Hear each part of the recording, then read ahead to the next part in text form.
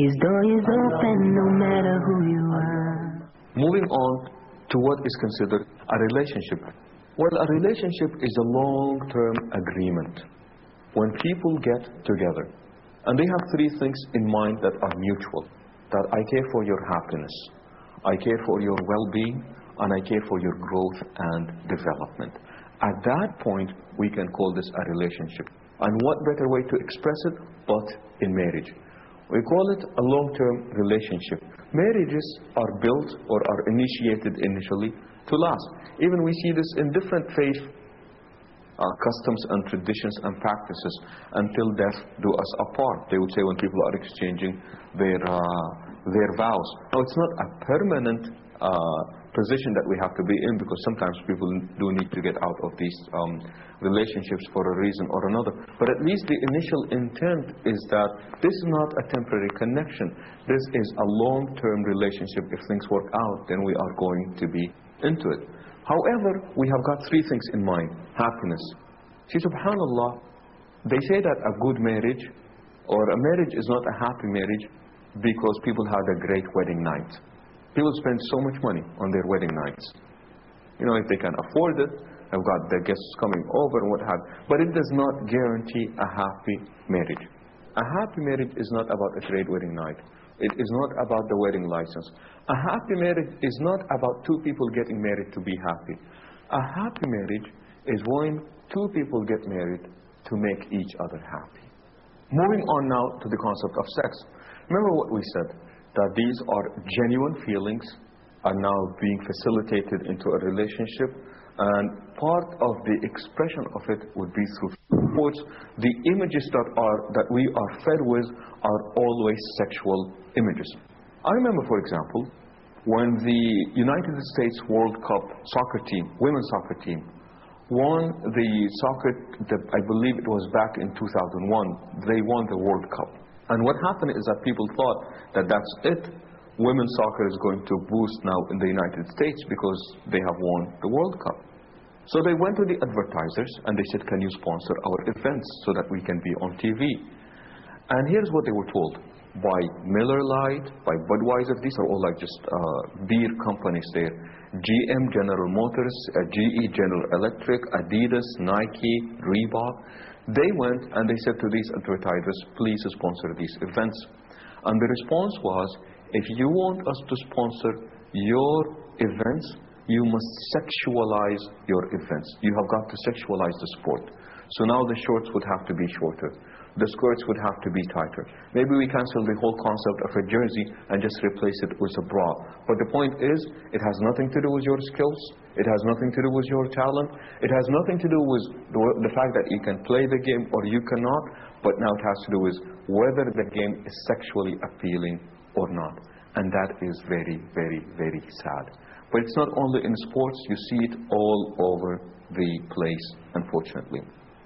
And that is not only the sad part about sex, but reducing sex to just a mean of exploiting and tempting other people to make more consumers of them in itself, that is wicked, it's a disgrace, and it's very, very despicable. Along with these sexual images, we're not only just given sexual images, but we're given ideas, we're given ideology, we're given different thoughts, especially about women. Many times women, especially when women are used in sexual connotations, the point is that it is not their skills, it is not their talent, it's not their achievements, but rather how appealing sexually they are. Again, you look into this, into movies, into music, and into what have you. So inshallah, in the time that we have, what does Islam say about sex? Very quickly. In concept, Islam does not regard sex as being something that is filthy or something that is dirty. Again, for some reason, erroneous reason, people think that the more religious you are, you have to deprive yourself of your personal passion, especially your sexual passion. In fact, that's been the case in some religious beliefs and some religious denominations. In order to show your commitment to God, you've got to deprive yourself. And the Quran speaks that these terms are not the acceptable terms to Allah.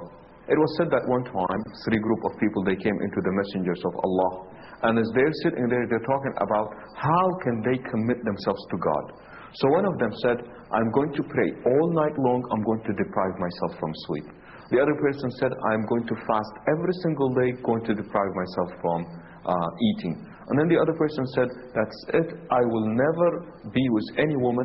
I'm going to deprive myself from any sexual intimacy, any sexual pleasure, and I'm going to deprive myself from women or deprive myself of women because I want to commit myself to the Lord. And you have got the Prophet, peace be upon him, and he was very angry because of the erroneous notion that these people were preaching and believing. And in it he said, I am the messenger of God. I sleep and I pray at night. I fast and I break my fast, and I also marry women as well. And by no means that reduces my relationship or my commitment to our Creator, Allah subhanahu wa ta'ala. Not only that, but Islam has elevated the concept of sex from just being a physical act that can potentially be an act of charity. In the hadith it was said, a group of companions came to the Prophet, peace be upon him. The Prophet, peace be upon him, said, وَفِي بِضْعِ أَحَدِكُمْ صَدَقَةٌ. So that when you satisfy your sexual passion, you get rewarded for it as a means of charity. Now people were astonished by this statement. They said, Prophet of Allah, one of us would actually satisfy his or her own sexual passion and get rewarded for it. The Prophet, peace be upon him, said, if that person were to do it with someone that was unlawful to them, it would have been recorded against them as a bad deed. But now that they are doing it in a proper manner that God has approved of, they get charity for this. So Islam does not say suppress these feelings. Islam says rather put them in the proper channel. Direct them in the way that God has said for them to be directed, and at that point you may enjoy it and also you can get rewarded for it. The Prophet, peace be upon him, would be asked questions that dealt with the subject. A woman, as recorded in Bukhari, a woman came to him and she said, Prophet of Allah, my husband is impotent. You've got another young man who came to the Prophet, peace be upon him, in a gathering. He said, Prophet of Allah, I've got this urge, or as we would say nowadays, my hormones are going crazy. Can you please give me a permission to fornicate and just go out there and be with a woman? And the people were very mad, but the Prophet, peace be upon him, understood where that young man was coming from. It was also said that one time a group of young companions of the Prophet, peace be upon him, they were sitting in the masjid and they were talking about things that usually boys around 14, 15 and 16 years of age would be talking about. Would be talking about the opposite sex. And at that point the Prophet, peace be upon him, walks in and he looks into their eyes and he knows what they're talking about. What does he say? Oh, you've got to stop talking about this, or that was immoral or not correct. He said, oh young men, if you are able to get married, then get married. Which is also again unbelievable. You have the Messenger of God here is encouraging people that if you've got these feelings, do not deny them. He said rather enjoy them and put them in the proper channel. Not only that, but the Prophet, peace be upon him, would speak of things that we ought to do as we are about to get engaged in such an intimate relationship. The Prophet, peace be upon him, would say that let not any of you, and he was addressing men, he said that do not be like beast. So they said, Prophet of Allah, how does a man become like a beast? He said, he beats his wife during the day and then expects to sleep with her at night. Only a beast would behave in such a manner. He would also say, do not be like a beast where you would just come and expect to have an intercourse right away with your wife.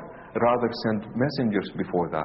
And they said, Prophet of Allah, what are these messengers? And the Prophet, peace be upon him, would say, these are words of love that precedes the intercourse or the sexual act. You got also the Prophet, peace be upon him, would speak about this subject, and he would say that what makes a man a fool, three things would make a man a fool. And he would mention two of them, and then he would say the third of them is that a man who has an intimate relationship with his wife, where he satisfied his own sexual passion, but does not care whether his wife has achieved the same or she has not. At that point, Islam says, not only encourages the act itself, or the fact that Islam does not treat it as something that is filthy or not clean, but Islam also says that when you are engaged in it,